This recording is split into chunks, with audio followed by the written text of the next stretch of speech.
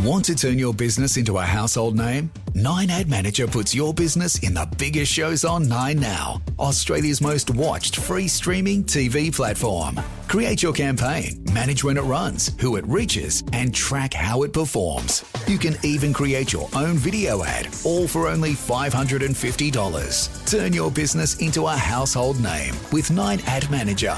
To learn more or to get started now, just visit 9admanager.com.au.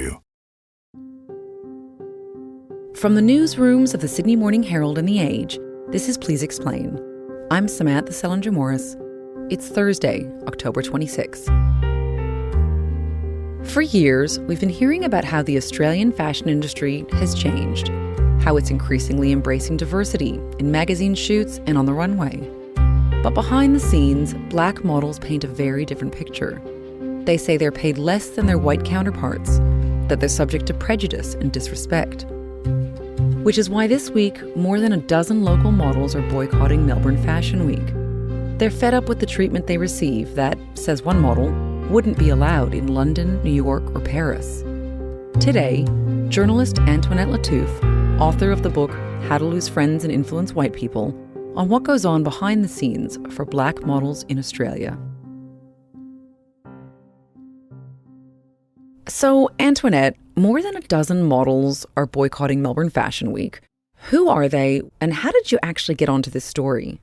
So a friend of mine who's read my book and knows my work, that I've written an anti-racism book and I speak about equity a lot in my work, said, you have to meet this model. She's a friend of mine. She's pretty traumatized after Australian Fashion Week. I've given her a copy of your book, but you need to meet with her. And I said, okay, cool. I'll meet with her. So we went out for lunch. And then over this meal, she was explaining to me just how distraught she was feeling off the back of Australian Fashion Week, which was earlier this year. And she said, it's not just me. There's a social media group. There are a whole bunch of black models in Sydney and Melbourne. We're all trying to comfort each other. Come and meet these black models.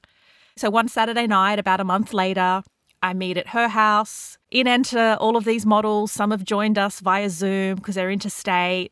And it turned into a bit of a 5-hour talk session where they just shared grievances and I just listened and they shared. And then one after another, I heard, I can't do this again.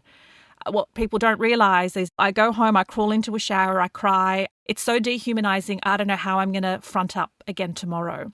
And so as they're all comforting each other, I heard time and time again, I can't do it, I'm done. Something has to change. I can't do it, I'm done. And so then I was like, you've said you're done. You've said you're done. And as I started to count, I was like, that's a lot of you that are saying you're done. Are you boycotting Melbourne Fashion Week? And then they looked towards each other and they were like, yes, and there'll be more of us. All of the boycotting models, they either didn't turn up to casting calls or they turned down opportunities to make a statement. What that then means for the future of their careers is yet to be determined. But they said, what we don't want to do is all quietly go away and nothing changes. Okay, so can you go into that a little bit more? They keep saying, I'm done, I'm not doing this again. So what is it that they were experiencing? Because I know in your story that you wrote, one model, Awar Malek, told you that, quote, black models doing Australian fashion is a form of self-destruction. So what did she mean by that and what are they experiencing?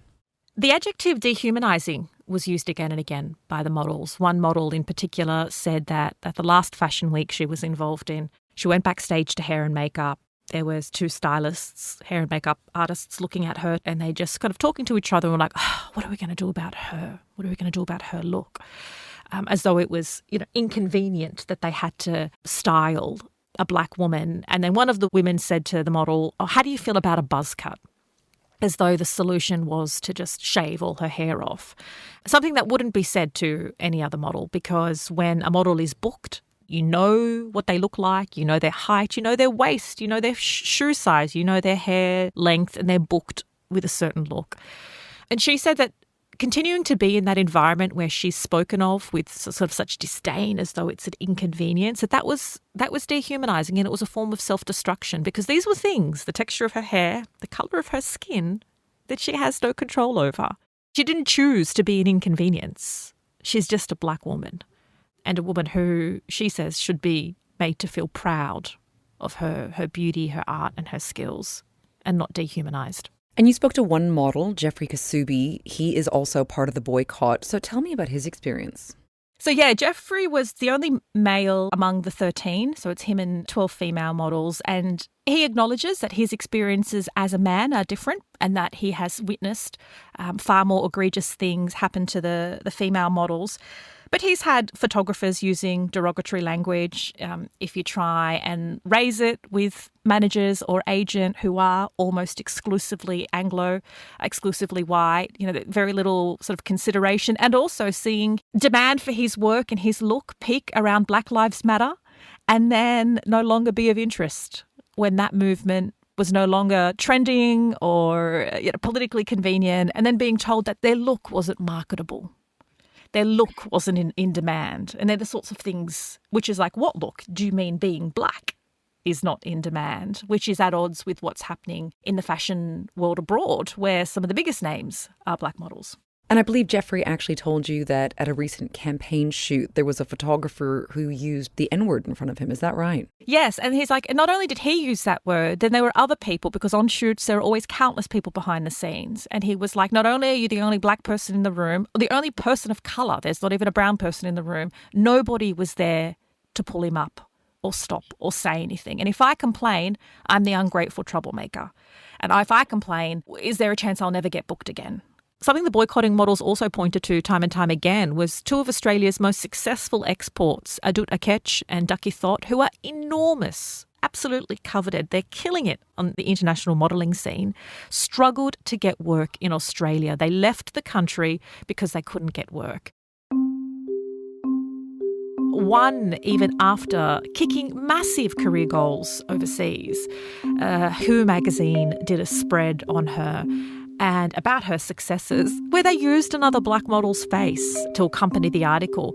Australian supermodel Adut Akech has broken her silence after a magazine published a photo of the wrong model on the eve of Melbourne Fashion Week. She says she felt... That model, Adut Akech, then came out and said that it was racism, plain and simple. That apparently if you're black, you're interchangeable and you're like everybody else. I don't think that it was intentional, but it is racist because, kind of telling me that what every single black model looks the same or.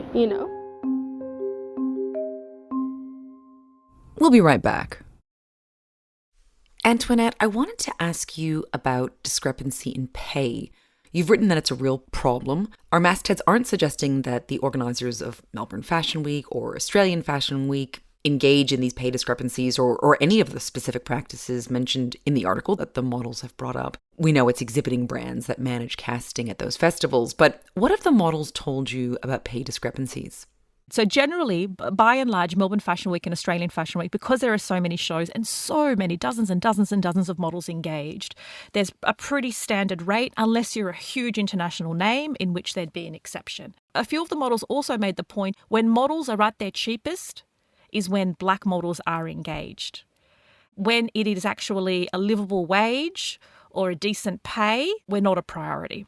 But outside of fashion weeks and when campaigns, like when you see an advertising campaign or a billboard or a shop front for a brand, that is when models can earn far more significant amount of money. There was a model, this one didn't want to be named for fear of career repercussions. She did a shoot with a model who had about the same experience, about 3 years experience, about the same social media following, did the exact same work, had the same agent. The agent sent her the wrong payslip. The agent sent her white model peers payslip and then apologised, said, actually, this is your payslip. So she saw both payslips. She saw a $15,000 discrepancy in pay for the exact work, and they have the exact experience. So the black model was paid $15,000 less than the white model. And there have been other examples where the models have spoken to some of their friends who are of different ethnic backgrounds, and a black model in one instance said to me, I was having difficulty getting through a shoot, going, this is a really difficult shoot. And then a white model said to me, yeah, but at least we're being paid really well.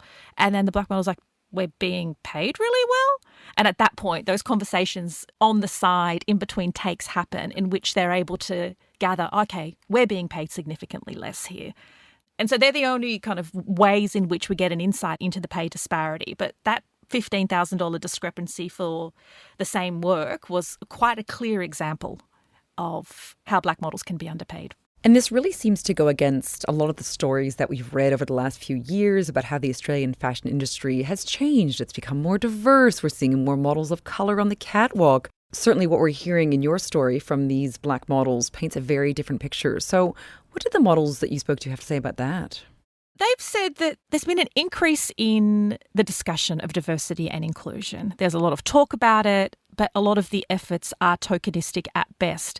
A few years ago at Melbourne Fashion Week, one of the boycotting models said that she was backstage. She was looking for her photograph because they had all the models part of it, this particular brand show. She couldn't find her headshot. And then she turned to the other side on another wall and there was only one picture and it was of her under the words diversity and inclusion. And so she, in that moment, was like, I am literally here to tick a box. It is on the wall. And she's like, and then I meant to go out and be my best and perform after seeing that. They say on the inside, absolutely nothing has shifted. And that is where the problem lies, that you can't just get a whole bunch of black models to walk on the catwalk because everybody's looking and think that's okay. Because, of course, the culture won't change. And those comments like, your look just isn't in demand at the moment, which is essentially saying black is not beautiful, black is not marketable, black is not good enough. That sort of language continues to happen, and those are the sorts of decisions that are made, which you can then see when you open a magazine. If anybody is of colour, they are ethnically ambiguous, they are very light-skinned, they are certainly not a dark-skinned black model.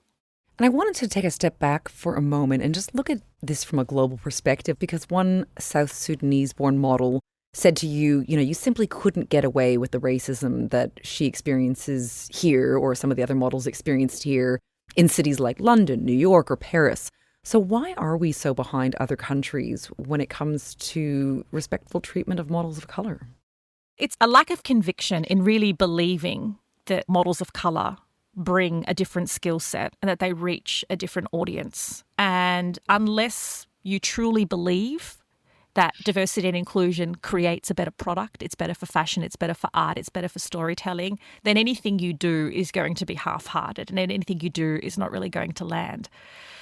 Also, a lot of these women have dabbled overseas. A couple that I've spoken to have actually since relocated. In the time between Australian Fashion Week and Melbourne Fashion Week, have packed up their lives and gone, okay, I'm going to London because I have a better chance of being treated with respect.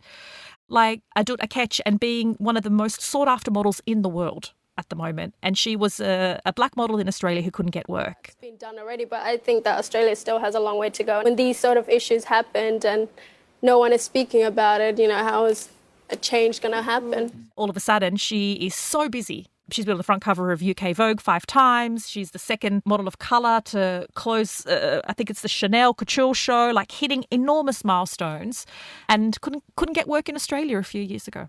I mean, sadly, this issue of racism experienced by models of colour here in our industry isn't a new phenomenon. Other high-profile black models like Ducky Thought and, like you mentioned, Antoinette Latouff, they've spoken out against their treatment here before. So do you think this boycott will actually lead to any change? Yeah, interestingly, the two models that you just mentioned there, they spoke out after they'd achieved significant success abroad. Significant success, kind of like untouchable success. They're such enormous names on the international modelling scene. A lot of the models here are still in, not the early stages, but they haven't received that kind of level of success or exposure. So on the one hand, they're worried that this just means doors will close to them. But on the other, because this is the first time a collective of models have come together. And as I speak to you, I'm getting messages on Instagram with more models and more photographers and more people sharing their experiences. So hopefully this will become something that one little PR stunt or one generic statement from a peak fashion body, that they're not going to believe that that's enough to change, and that real work begins on the inside, changing the sort of the culture and the people who make the decisions. Thank you so much, Antoinette, for your time. Oh, thank you so much. Today's episode of Please Explain was produced by Tammy Mills and Julia Carr-Katzel, with technical assistance by Chi Wong. Our executive producer is Ruby Schwartz. Please Explain is a production of The Age and the Sydney Morning Herald. If you enjoy the show and want more of our journalism, subscribe to our newspapers today. It's the best way to support what we do. Search The Age or smh.com.au/subscribe. I'm Samantha Selinger Morris. This is Please Explain. Thanks for listening.